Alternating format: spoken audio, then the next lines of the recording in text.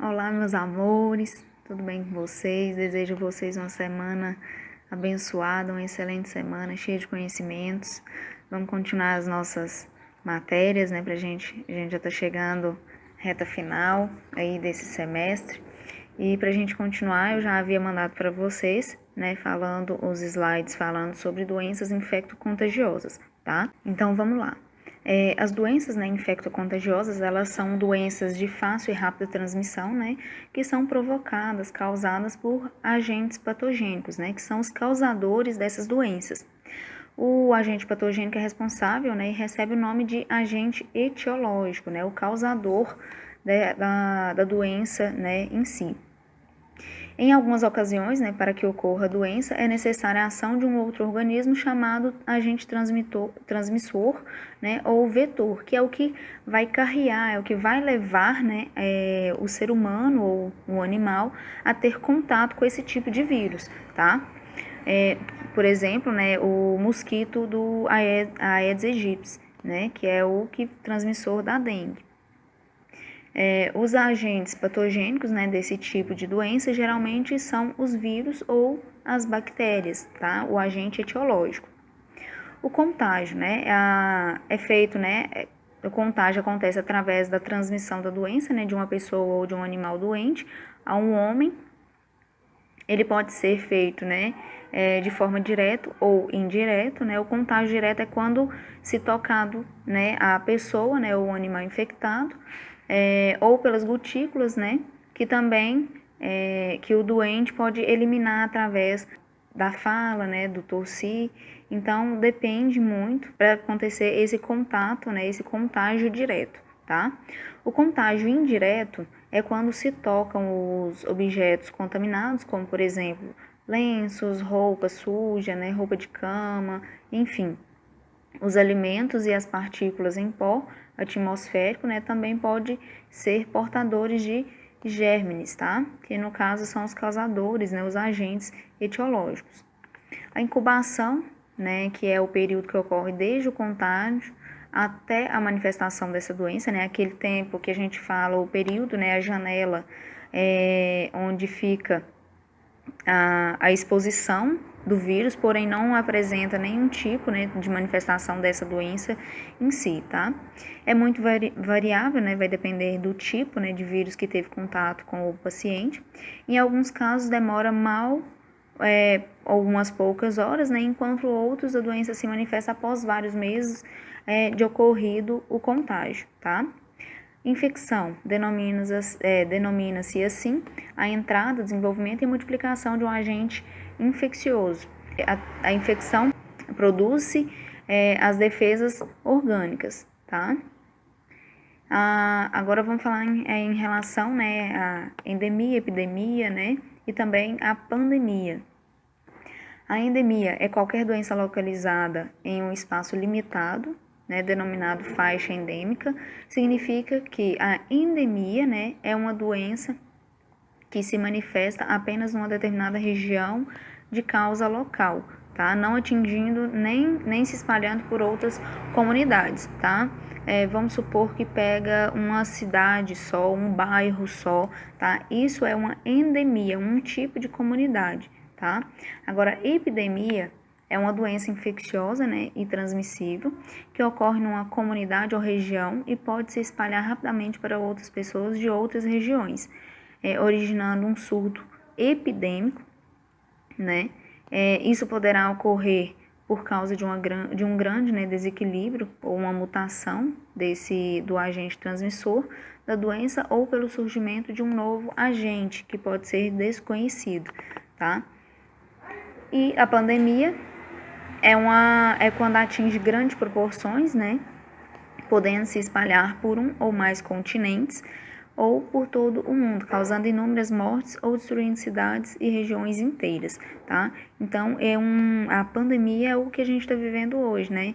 Ele está cometendo, né? Está acontecendo no mundo inteiro, né? Então, por isso, por ter atingido, né, a grande extensão, vários territórios, vários continentes, né, a gente considera uma doença uma pandemia, tá? Esse tipo de doença é uma pandemia. As doenças importantes, né, infecto-contagiosas que a gente tem que levar a ter, né, uma certa atenção, tá? A dengue, a zika, ebola, AIDS, a influenza, tétano, leptospirose, tuberculose, tá? Essas são algumas, né, doenças que a gente precisa, né, ter um pouco mais de atenção quando se fala, né, em relação de doenças infecto-contagiosas, tá? E para iniciar nós vamos falar sobre o vírus, né, e eu vou falar um pouco sobre os agentes, né, etiológicos, e depois a gente vai entrando nas doenças, tá? Então, primeiramente, falar sobre o vírus, né, que é único os organismos acelulares, eles não possuem células, né, vamos dizer assim, é extremamente pequeno e simples, constituído apenas por uma carapaça, né, proteica envolvendo uma molécula de ácido nucleico, tá? Que pode ser DNA ou RNA, nunca vai ser os dois, o DNA e o RNA, vai ser um ou o outro. E necessita de uma célula hospedeira para sua transformação, né, ou para sua multiplicação, né, ou para suas funções básicas e também vitais, tá? Então, esse vírus, se ele estiver solto no ar, ele não dura por muito tempo, ele precisa, né, ele necessita de uma célula para se hospedar e conseguir, né, manter suas funções básicas, tá? A primeira doença que a gente vai falar é a dengue, né, que se dá através do arbovírus, né, carregado por artrópodes, no caso o mosquito, né, que é um tipo de artrópode, do gênero flavivírus, né, assim como a febre amarela, o vírus consegue se multiplicar no corpo do ser humano, né, e transmitir por outros indivíduos saudáveis. Então, ele precisa sair do organismo, né, do mosquito, entrar em contato com o corpo do ser humano, né? No corpo do ser humano ele vai se multiplicar, se potencializar, né, causando a doença, e um novo mosquito vai fazer a picada dessa pessoa, né, desse ser humano infectado, e continuar repassando, né, esse vírus para outros seres humanos que até então eram saudáveis, tá? O vetor é o Aedes aegypti, e o Aedes albopictus, tá? Que são os dois gêneros, né, que podem estar aí carreando, podem estar levando, né, esse vírus, né, o arbovírus, né, o causador da dengue, tá? O gênero Aedes apresenta uma longa proboscidea, tá? Proboscide, no caso. Essa longa proboscide é aquela parte, né, onde uma parte mais alongada, né, no caso, o alongamento da região bucal, tá? É onde ele vai fazer a aspiração do sangue, né, e também tá transmitindo, né, a doença, tá? Existem 4 sorotipos, né? A dengue do tipo 1, tipo 2, tipo 3 e tipo 4, né? Então, cada uma vai ter uma característica, né? Um tipo de característica para estar representando cada uma. E nós temos também 2 tipos, né? Que tem a dengue clássica, que é a que apresenta fortes dores de cabeça, manchas pelo corpo, né?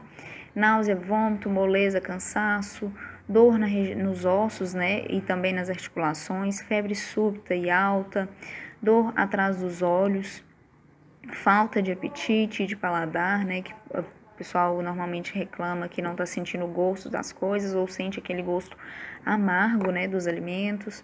E também temos o tipo de dengue hemorrágica, né, que o paciente ele pode apresentar perda, né, da consciência, confusão mental, sangramento pela boca, né, na região da gengiva, pelo nariz também pode apresentar, vômitos intensos, boca seca, pulso fraco, né, fortes dores abdominais, pele pálida, fria e também úmida, né, dificuldade na respiração. Então, ela é um pouco mais agravada, né, esse tipo de dengue, tá, a hemorrágica.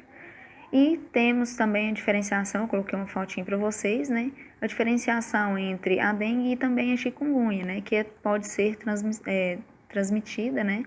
Pelos mosquitos, né? Aedes, do tipo Aedes, tá? A transmissão da dengue acontece principalmente pelo Aedes aegypti, né? Com sintomas de febre alta e abrupta, perda de apetite, náusea, vômito, dor de cabeça, né? Dor atrás dos olhos, dor muscular e também nos ossos, né? Em ambos os casos, né, os sintomas aparecem de 2 a 10 dias, né, após o contágio, tá? E a identificação vai ser feita através, né, do exame de sangue. E no caso, né, o chikungunya, ele é transmitido pelo Aedes albopictus, né, que apresenta febre alta, cefaleia, manchas pelo corpo, conjuntivite, náuseas, vômito, dores nas articulações. A dor articular é um sintoma que vai diferenciar da dengue. E o teste, né, a gente consegue fazer esse diagnóstico através do teste de sangue, né, cultura viral ou técnicas moleculares, tá? Então, para fazer esse teste, ele acaba sendo um pouquinho mais demorado, né, que vai precisar fazer uma cultura de sangue, tá? A próxima doença que a gente vai falar é a Zika, né, que também tá dentro aí desse grupo, né, dos arbovírus, né? E ele está associado, essa doença está associada, né, àquela doença microcefalia. Com certeza, uns anos atrás, né, vocês ouviram, né, viram passar muito no jornal essa doença devido à presença do Zika, né, presença desses vírus, né, dos arbovírus, que causaram essas microcefalias, que tem uma associação, tá? Que acontece? Para causar, né, essa microcefalia, a partir de estudos, né, artigos científicos, relataram que o vírus nessas crianças, né, no caso, as mães, as gestantes, tinham contato com o vírus, né, e através da placenta, né, e também do líquido amniótico, havia presença desse vírus, né, quando infectada. E como está na placenta, né, ele cai diretamente na região, na corrente sanguínea desse bebê, né, e ele tem, né, um certo afeto com o sistema nervoso, né, então pode estar entrando em contato e afetar o sistema nervoso dessas gestantes. Não significa que o bebê, que a gestante, né, teve contato com o Zika que vai ter um bebê com microcefalia, tá? Tem uma grande chance sim de desenvolver a microcefalia, né, após o contágio, mas não é 100%, né, que essa gestante vai ter um bebê com microcefalia, tá? E quando ele ataca, né, o sistema nervoso desses pacientes, acabam trazendo, né, sequelas como dificuldades cognitivas, né, motora. Então, esses pacientes vão apresentar algum tipo, né, de alteração no sistema nervoso, principalmente o sistema nervoso central, né? Então, vamos lá. Ele também é da família, né, do gênero Flavivírus. Assim como a dengue, também febre amarela, o vírus ele consegue se multiplicar no corpo humano e transmitir, né, para outros indivíduos saudáveis. Aí é o mesmo caso, né, da dengue. Entra em contato, né, com o corpo saudável, ele consegue se multiplicar ali e vai começar a se replicar, né, vai começar a multiplicar para outras pessoas, tá? Através, claro, né, de um artrópode, no caso dos mosquitos que vão fazer, né, essa transmissão, né, de uma pessoa para outra, tá? O vetor é o Aedes aegypti e também o Aedes albopictus, né, do gênero Aedes, que eu já falei com vocês, né, que apresenta aí um tipo de longa proboscide, tá? Que no caso é aquela estrutura, né? É como se fosse um ferrão dele, aquilo ali é a região bucal do mosquito, tá? Onde ele vai fazer a aspiração, né? E a transmissão do vírus, tá? De 1 a cada 5 pessoas infectadas apresentam sintomas, né, que são febre baixa, irritação da pele, dores de cabeça e nas articulações, vermelhidão nos olhos também, né, pode estar apresentando essas gestantes, principalmente, ou pessoas, né, que não sejam gestantes. O maior problema, né, de entrar em contato com a gestante, que o feto ali no seu desenvolvimento, em contato com o vírus, ele vai apresentar, né, pode ter grande chance de apresentar, né, a microcefalia, tá? Mas não é só a gestante que vai entrar em contato com esse tipo de vírus.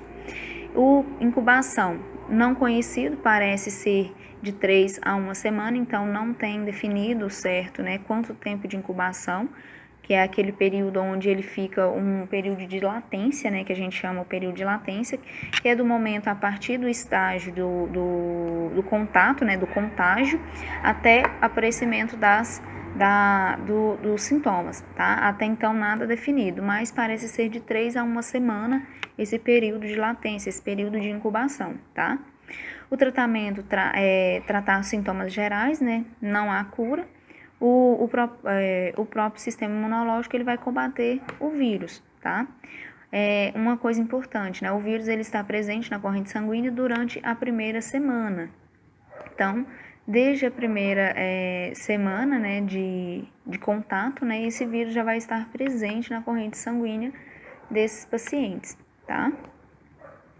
E agora a gente vai falar sobre um tipo de doença não tão comum entre nós, né, aqui no Brasil, mas principalmente é muito presente lá na região da África, tá? Que é o ebola, né? Que aí também é um filovírus, né? O gênero de vírus mais misterioso do mundo. O outro membro desse gênero é o vírus Marburg, tá? Que é um outro tipo de gênero, né? Que pode estar causando também a doença ebola. O seu genoma é de RNA de sentido negativo, né? O genoma é protegido por um capsídeo, né? Que é uma camada, né? Uma capa protetora, uma capa proteica, né? E é envelopado e codifica 7 proteínas. Isso aqui é mais uma questão de pesquisas, né? Que fazem, né? No caso, os biomédicos, para saber a estrutura, né? No que ele se liga, no que ele o protege, né? Contra o organismo do ser humano, tá? Existem vários tipos, vários subtipos, né, de ebola, sendo cada um designado de acordo com a zona geográfica onde foi identificado, né? Temos aí a presença no Zaire, Sudão, Reston, Itai, né, a costa, que é na costa do Marfim, tá? Isso aqui são algumas localizações, né, onde já é encontrado as diferentes, né, os diferentes tipos, né, causadores da ebola, tá? A classificação, né, dessa doença, né, o nível 4 da patogênese, então é superior ao nível, né, ao HIV, né, que é do nível 2, tá? Então a sua patogenicidade, né, ele acaba sendo um pouco mais grave, né? Ele é mais agressivo ao organismo do ser humano, tá? Ele acaba sendo mais agressivo do que o HIV. O período, né, de incubação é de 2 a 21 dias, dependendo, né, do ser humano, do corpo que está ali recebendo, né, esse micro-organismo, no caso o vírus. Tempo de replicação do vírus é cerca de 8 horas e a taxa de mortalidade é de 70% a 90%. Então é muito alta, né, essa taxa de mortalidade. Ele é muito agressivo, né, para o nosso organismo, tá? O contágio do ebola é muito fácil, né? O contato com pessoas infectadas, animais, fluidos corporais como sangue, sêmen ou também através da saliva, né? Por contato sexual, pelo uso, né, de seringas não esterilizadas, assim como outros objetos ligados ao tratamento médico, tá? Então, tudo perfurocortantes, né, vai ter o contato com o sangue de um paciente contaminado e se outra pessoa entrar em contato com esse objeto contaminado, ele vai acabar, né, contraindo o ebola, tá? Mesmo após a morte do hospedeiro é possível haver contágio, tá? Então, mesmo o ser humano, né, por isso que após a morte tem todo aquele contato, né, para não ter contaminação, né, para não ter uma disseminação desse vírus após a morte, mesmo, né, após a morte do paciente, tá? Uma informação importante também, uma pessoa que já tenha sido contagiada, né, e tenha sobrevivido durante um certo período do tempo, pode ainda ser fonte de contágio, uma vez que o vírus pode persistir no sêmen do indivíduo durante algum tempo.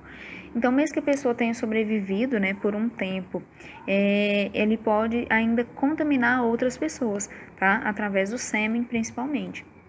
Então, mesmo que tenha sido curado, que não tenha, né, que não esteja apresentando mais os sintomas, fez todo o tratamento, conseguiu sobreviver, porque a taxa de mortalidade, né, é muito grande, ele corre o risco de estar transmitindo, né, transmitindo essa doença para outras pessoas, né.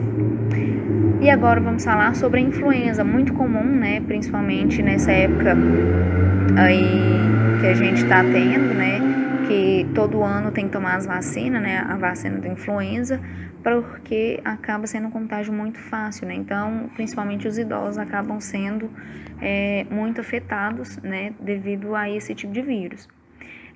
O vírus influenza é da família Orthomyxoviridae, né, Orthomyxoviridae.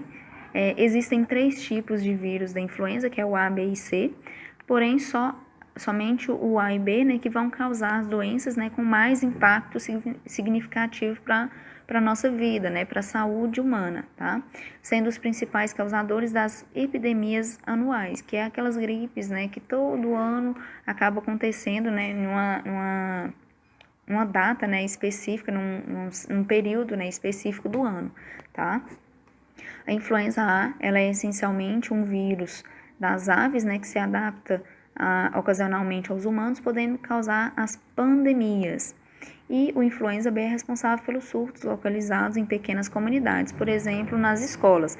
Então, tem aqueles surtos, né, no período do ano, tem aquele surto onde acontece, principalmente a época de frio, né, as escolas apresentam muitas crianças que estão apresentando sintomas de gripe, né, que pode estar sendo ocasionado, né, por esse tipo, né, de vírus, o influenza, tanto A, o B. Em escolas é mais ocasionado pelo B, né, pelo tipo de influenza B, tá? Os sorotipos confirmados, né, em seres humanos são o HN1, que provocou a gripe espanhola, né, em 1918, e também a gripe suína em 2019. O H2N2, que provocou a gripe asiática em 1957, e a gripe russa, né, em 1980 até 1990. E o H3N3, que provocou a gripe de Hong Kong em 1968, o H5N1, que provocou a gripe das aves em 2004, o H7N7, que apresenta elevado potencial zoonótico, o H1N2, endêmico em seres humanos, porcos e também aves, e N outros tipos, né, de influenzas que vão ser causadores, né, dessa doença aí, da gripe, das influenzas, né, que a gente tem que tomar as vacinas todo ano para estar se imunizando, né, contra esses vírus, para não trazer uma patogenicidade, né, maior, né, mais agressivo para o nosso organismo, né, que a gente tem que ter muito cuidado, principalmente com os idosos, né. Então, gente, na próxima aula a gente vai continuar falando, né, sobre os outros vírus, o HIV, né, ou sobre as bactérias, né. Então, nós vamos encerrar aqui para não prolongar muito, né, a aula, e na próxima aula a gente vai continuar falando sobre outras doenças, tá? Que são consideradas, né, as infecto-contagiosas, tá bom? Um beijo para vocês, fiquem com Deus. Qualquer dúvida eu vou estar aqui à disposição de vocês, tá bom? Qualquer coisa podem entrar em contato comigo. Um beijo para vocês, fiquem com Deus e até a próxima aula. Tchau, tchau.